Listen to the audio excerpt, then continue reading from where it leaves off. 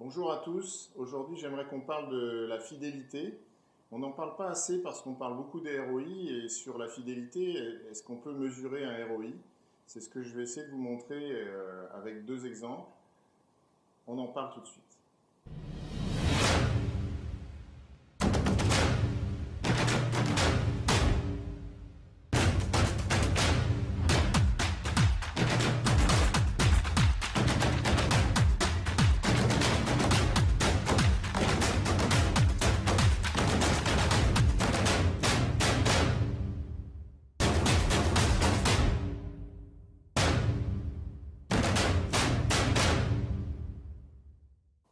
Et d'abord, qu'est-ce que la fidélité?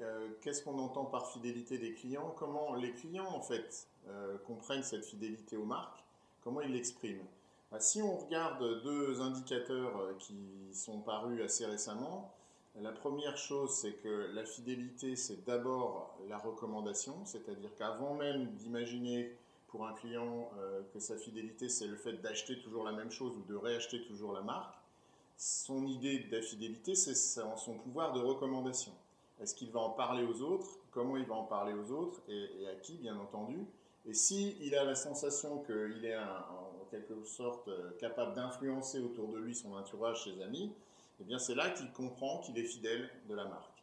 Et la deuxième chose qui exprime le client quand il parle de fidélité, c'est la fidélité pour lui, c'est finalement parce qu'il aime la marque.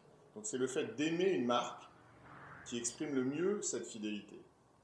Alors, sur ces deux indicateurs, évidemment, on peut comprendre, et puis on a depuis longtemps exprimé l'idée que fidéliser sa clientèle, ça coûterait moins cher que de la conquérir ou que d'en conquérir une autre. Donc, prenons par exemple la banque, ce secteur très concurrentiel aujourd'hui, très challengé, y compris par la disruption sur les nouveaux modèles qui sont en train d'arriver et qui vont probablement beaucoup perturber les banques en France et probablement en Europe. Est-ce qu'il est important de continuer à recruter des clients? Bon, probablement il faut toujours en recruter, mais est-ce que finalement la stratégie aujourd'hui des banques, c'est pas surtout de fidéliser, de garder leur clientèle existante de façon à le moins possible subir les attaques des concurrents et des nouveaux entrants sur ce marché?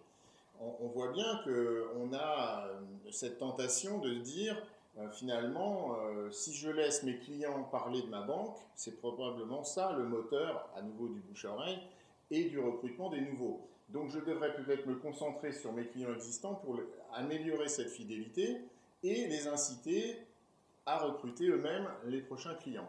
C'est ce qu'on appelle, et ce qu'on appelait toujours dans le marketing, des opérations de parrainage qui sont en train de revenir au bout du jour et qui sont en train de finalement montrer un retour sur investissement, puisqu'il faut qu'on parle de ça, bien supérieur aux actions de recrutement. Ça coûte aujourd'hui beaucoup moins cher de parrainer, de faire du parrainage, d'inciter les gens à dire tiens, tu devrais venir dans ma banque, elle est sympa, que de continuellement nous assaillir avec des messages qui seraient des messages de séduction, quitte ta banque, reviens chez nous, tout ce que vous avez pu voir sur les écrans.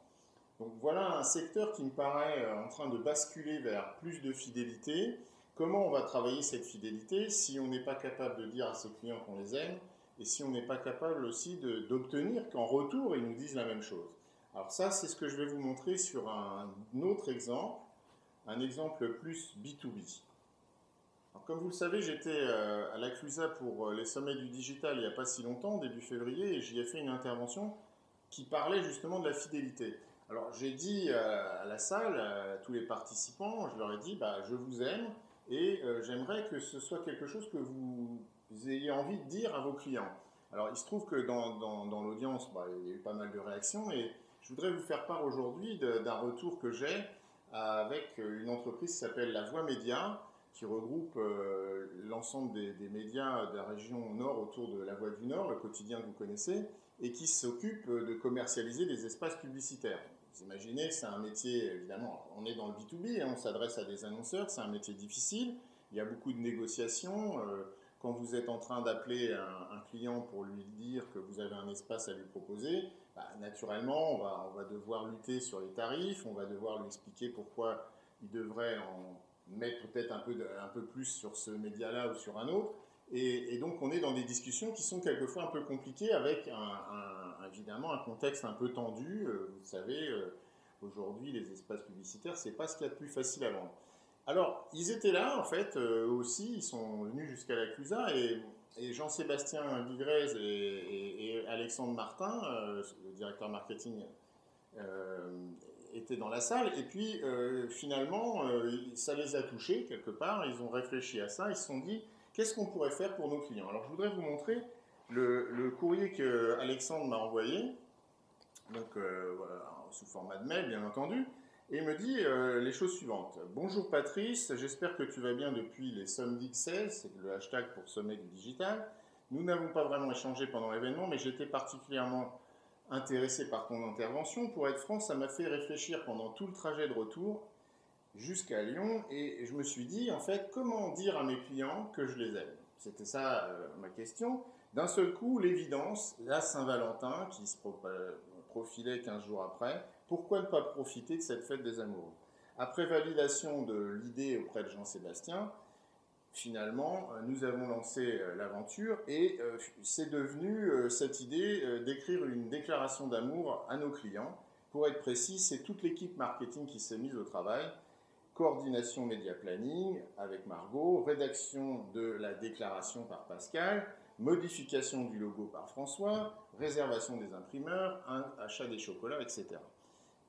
Finalement, cette mission, c'est devenu la priorité de l'entreprise.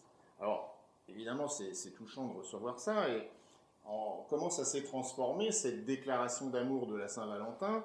Je vais vous montrer juste un élément que j'ai reçu ici. Alors, vous voyez, mais on vous montrera dans l'incruste le logo en plus gros. Alors, le logo est devenu finalement des cœurs et non plus des ronds.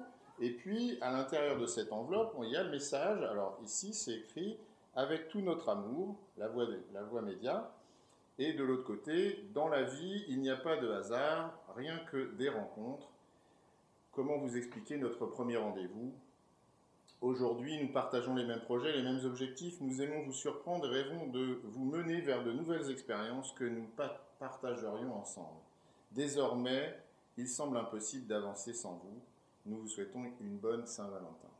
Alors, l'opération s'est détaillée sous la forme suivante. D'abord, j'ai transformé le logo, comme je vous le montrais.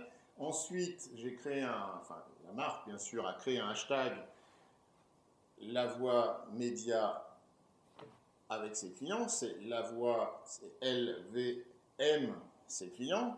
LV, La Voix média aime ses clients. On a fait un emailing sur l'ensemble de la base client. Ils ont fait un courrier que je viens de vous montrer sur 750 clients, parmi bien entendu les meilleurs clients. Et puis ils ont envoyé des chocolats à une nouvelle sélection parmi ces clients.